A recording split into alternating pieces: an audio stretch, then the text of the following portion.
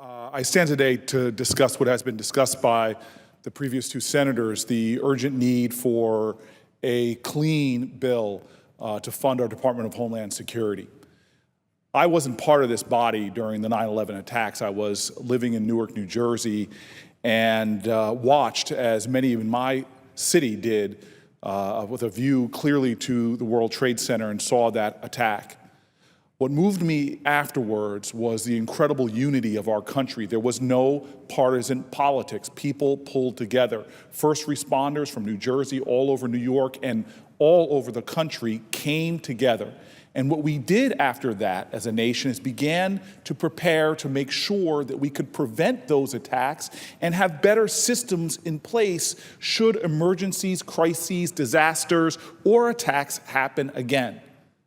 What happened from that unity, evidenced by this body joining together, not just to sing patriotic songs on the Capitol steps, but worked in unison to create the Department of Homeland Security. That agency is tasked with the urgent need to prepare our country to meet crises if they come. This is not a partisan issue and should not fall prey to political fights between congressional Republicans and the President of the United States over immigration. There is way too much at stake here. Let me give you a few examples. Something we've learned from past attacks is the urgency of coordinating between different layers of law enforcement and first responders. Well, if we do not pass a clean CR, resources for that coordination, getting everyone working together, will be put at risk. Let me give you another example. It is critical in this day and age that technologically we stay on the cutting edge, one step ahead of those people who seek to do us harm. Well, we see clearly that if we do not get a clean bill passed, we will not be able to stay on that technological edge. And we see that in many areas. One great example is just in our ports. New Jersey has one of the third busiest ports in America, and critical technological equipment for upgrades that can help us to make sure we detect nuclear devices or materials coming into our country. We won't have those resources.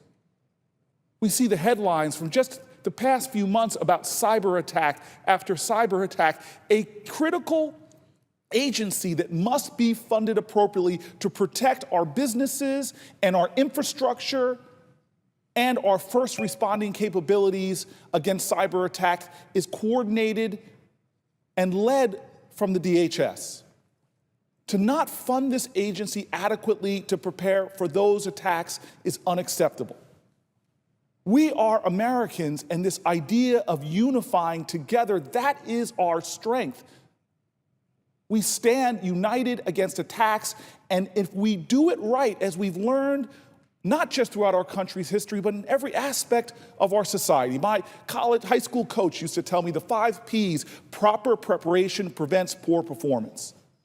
Well, this, unfortunately, will so undermine our ability to secure ourselves, almost as an insult. It won't even give proper funding to the Secret Service, as we've seen weaknesses exposed, to meet those weaknesses. And as we go into a presidential election, to provide adequate security and protection for the next potential president. And this harms our businesses as well.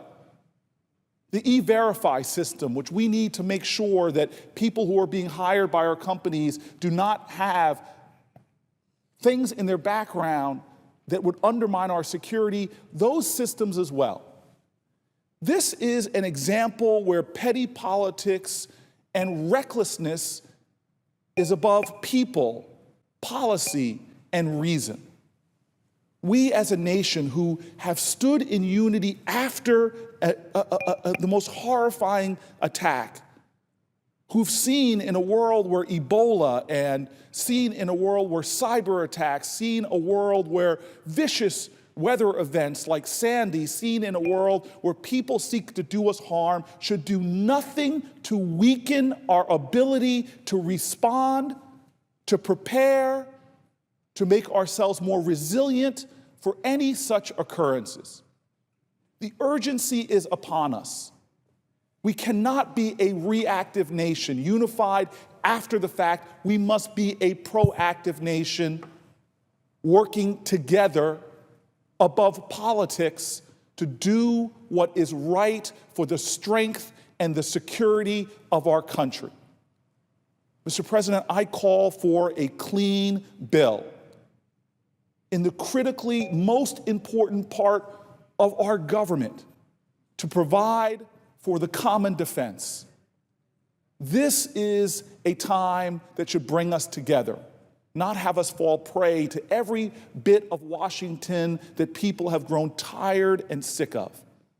Let us pass a clean bill as a bipartisan group of former secretaries of Homeland Security have called for. This is not a time for recklessness, it's a time for reason, not a time for petty politics. It's time to put people first.